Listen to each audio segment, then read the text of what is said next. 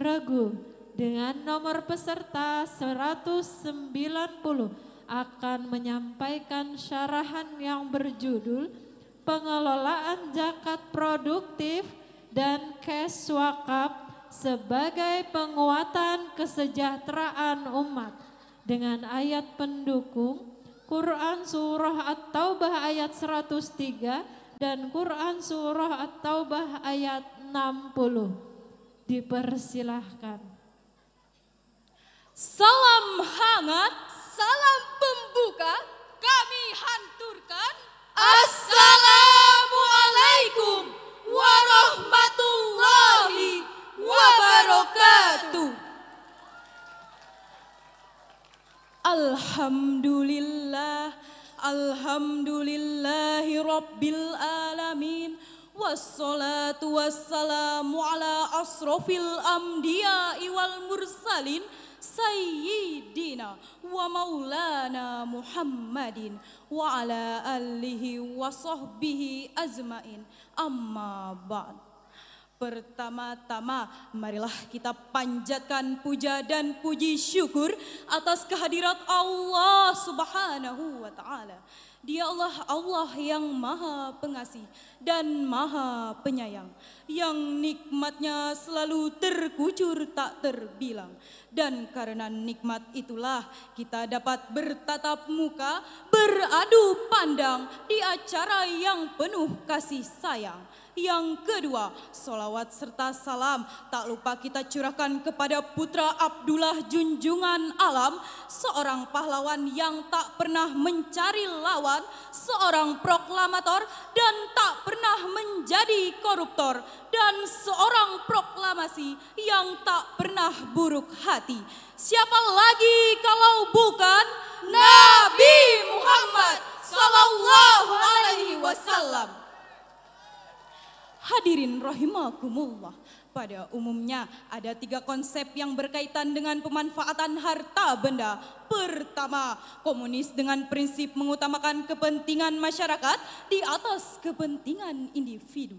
Tiap-tiap individu tidak memiliki kemerdekaan dan hak kepemilikan sehingga menguntungkan si miskin namun dapat merugikan bagi si kaya. Yang kedua, kapitalisme dengan prinsip menitik beratkan kepentingan individu di atas kepentingan masyarakat. Akibatnya lahirlah the rich richer and the poor poorer, yang kaya semakin kaya dan yang miskin semakin miskin. Al-Qawiyu yakulut daifu al-alimu yakulul zahilu. Yang kuat memakan yang lemah, yang pintar memakan yang bodoh. Homo homoni lupus tubi politi in society. Penghisapan manusia terhadap manusia menjadi peradaban. Hadirin hanya membawa derita dan untayan air mata bagi kaum duafa. Dalam polemik tersebut muncul konsep Islam dengan unsur keseimbangan dalam pemberdayaan. Kailayaku nadullatam bainal agniya iminkum, agar harta kekayaan tidak hanya bergulir di antara orang-orang kaya, di antara kamu sekalian, tapi dirasakan pula oleh kaum duafa. Prinsip tersebut diaplikasikan melalui pelaksanaan zakat, wakaf, dan infak. Oleh sebab itu, pada kesempatan kali ini, izinkan kami menyampaikan syarhil Quran yang berjudul Pengelolaan Zakat Produktif dan Cash Wakaf sebagai penguatan kesejahteraan umat. Dengan landasan Al-Quran, surah At-Taubah ayat 103, berikut lantunannya. A'udzubillahi minasyaitonirrajim.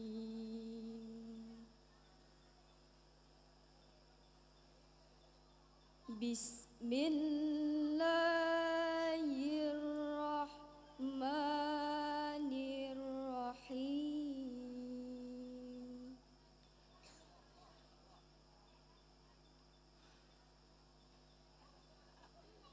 Huz min amwalihim sadaqatan tutahhiruhum wa tuzakkihim biha صل عليهم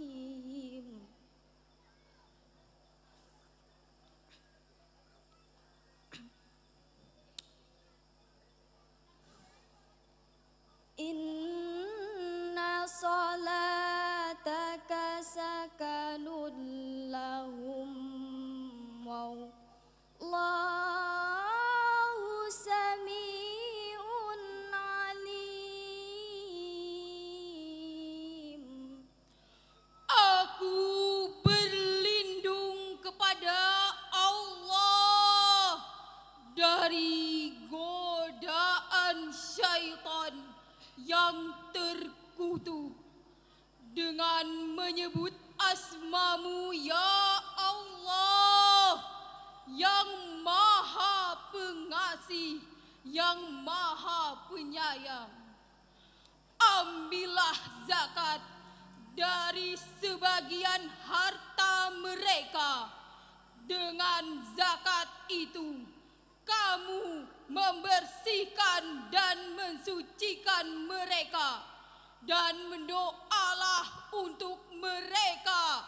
Sesungguhnya doa kamu itu menjadi ketentraman jiwa bagi mereka, dan Allah maha mendengar lagi maha mengetahui. Hadirin ma'asyiral muslimin rahimakumullah. Hadirin, Imam Ibnu Jarir mengatakan ayat tersebut diturunkan berkenaan dengan permintaan Abu Lubabah beserta kedua temannya kepada Rasulullah Muhammad SAW seraya berkata, "Ya Rasulullah, ini harta benda kami, sedekahkanlah atas nama kami dan mintakanlah ampunan bagi kami." Rasul menjawab, "Aku tidak diperintah Allah untuk menerima harta sedikit pun." Berkenaan dengan hal tersebut, turunlah perintah Allah untuk menerimanya sebagaimana terangkai dalam Al-Quran surah At-Taubah ayat 103 tadi, terutama pada kalimat huzmin amwalihim. Kalau kita kaji lebih dalam, kalimat huz di samping merupakan sigat amar juga mengisyaratkan agar dibentuk pengelolaan zakat yang profesional dan proporsional. Kenapa demikian? Pertama, karena sadar membayar zakat itu hanya sedikit. Kedua, mengisyaratkan agar amilin memiliki manajemen yang bagus. Masa orde baru terbukti karena amilin tidak profesional, akhirnya zakat bukan mesejahterakan rakyat, tapi zakat menjadi jaket. Hadirin, apa hikmah zakat bagi seorang muzaki? Ayat tadi menjelaskan, pertama, tathir tutahirhum, membersihkan harta dari hak-hak fakir miskin, orang yang tak berharta, orang yang terbaring di pinggir-pinggir jalan, yang tiap hari merasakan pekik getirnya kehidupan. Hanya isak tangis yang ia rasakan. Yang kedua, watu zakihim, membersihkan dari penyakit rakus, tamak dan serakah. Penyakit ini hadirin yang harus kita bersihkan. Sebab jika kehidupan manusia dilanda penyakit ini, maka akan lahir hartawan berjiwa korun, pengusaha bermental salaba, Penguasa berotak Fir'aun. fungsinya bukan pelindung rakyat, tapi pemeras, penindas, bahkan perampas hak-hak rakyat. Yang ketiga, taskin sakanul lahum, maksudnya dengan zakat, wakaf dan infak, jiwa tenang, hati senang walaupun banyak uang. Tapi sebaliknya, jika para agenia, para konglomerat enggan membayar zakat, enggan untuk wakaf, dan enggan berinfak, maka suatu negara bisa kiamat. Walau gedung bertingkat, Walau mobil makin mengkilap, Dijamin rakyat sulit berdaulat. Apalagi jikalau pejabat sudah menjadi penjahat, menyikat uang rakyat, jelas bangsa bisa kiamat. Na'udzubillahi min dzalik. Padahal Rasulullah Shallallahu Alaihi Wasallam telah mengancam, laisal mu'minul laji yusbi'u wajarrahu ja'iun ila jambihi. Bukan termasuk orang mukmin orang yang hidupnya kenyang sendirian, sementara tetangganya hidup dalam kelaparan. Dengan demikian, orang kaya yang tidak peduli dengan nasib kaum duafa, konglomerat yang acuh terhadap kaum melarat, pejabat yang a priori terhadap nasib rakyat, bukan saja mencerminkan orang yang jahat, tetapi mencerminkan orang yang tidak beriman.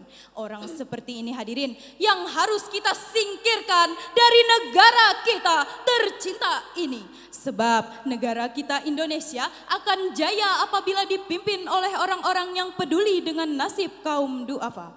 Oleh karena itu, semangat zakat, wakaf dan infak wajib kita aplikasikan dalam kehidupan berbangsa dan bernegara. Timbul pertanyaan, kepada siapa zakat itu diberikan? Sebagai jawabannya, marilah kita renungkan firman Allah Subhanahu wa taala dalam Al-Qur'an surah At-Taubah ayat 60. Berikut lantunannya. Innamas sadaqatu lil fuqara'i wal masakini wal amilina 'alaiha wal mu'allafati qulubuhum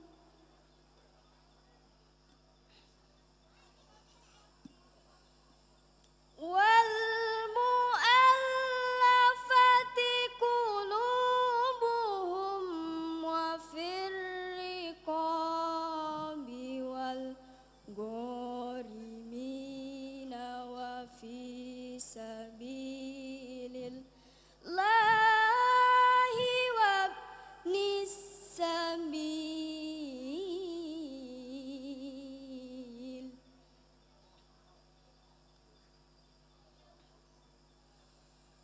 Faridatan minallah wallahu alimun hakim.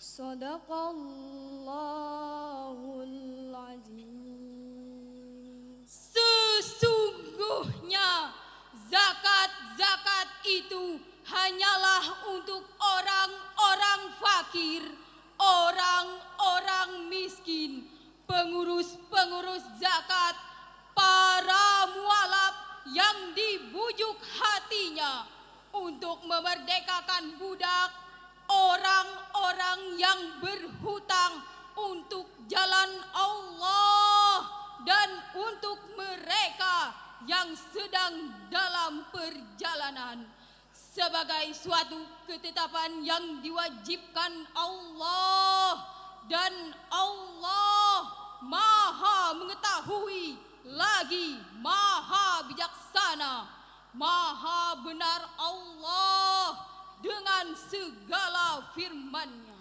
Hadirin rahimakumullah, ayat tersebut diawali dengan innama dalam ilmu balagah merupakan iddatul qasar yang berfungsi untuk mespesifikasikan.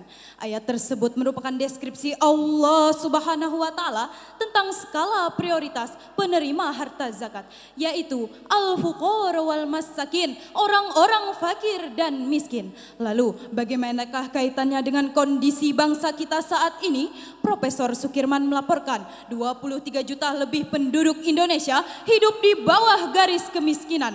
Apalagi setelah terjadinya krisis moneter, maraknya korban PHK, sulitnya mencari lapangan pekerjaan, kemiskinan semakin membengkak. Akibatnya kemiskinan ini, kadal fakiru ayakunal kafira, dampak langsungnya adalah kekufuran, akibatnya adalah kemiskinan. Dr. Ismail Razi'i Al-Faruqi, Direktur Pengkajian Islam Internasional mengatakan bahwa kemiskinan, kebodohan, dan keterbelakangan merupakan 3 permasalahan yang saat ini. Namun di antara ketiganya, kemiskinanlah yang paling berbahaya sebab kebodohan dan keterbelakangan itu muncul akibat kemiskinan. Akibatnya, tidak sedikit saudara kita yang menjual akidah hanya untuk mempertahankan hidupnya. Akibat kemiskinan, tidak sedikit para gadis-gadis kita yang menjual kehormatannya hanya untuk mendapatkan sesuap nasi. Na'udzubillah. Oleh karena itu, semangat zakat, wakaf, dan infak.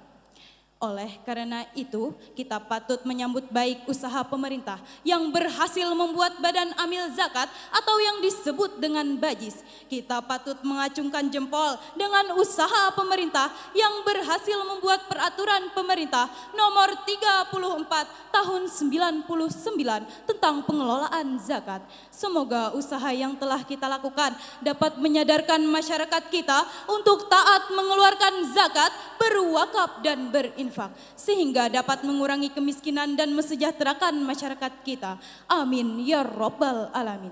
Sebelum kami mengakhiri syarahan, izinkan kami melantunkan sebuah lagu. Ayo zakat, wakaf zakat, berwakaf berzakat, wakaf zakat, wakaf zakat. Ayo zakat,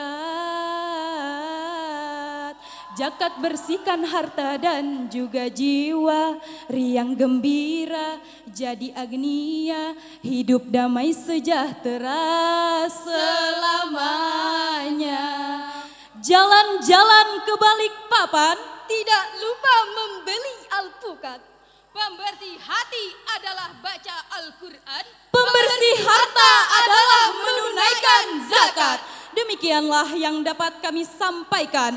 Wassalamualaikum warahmatullahi wabarakatuh.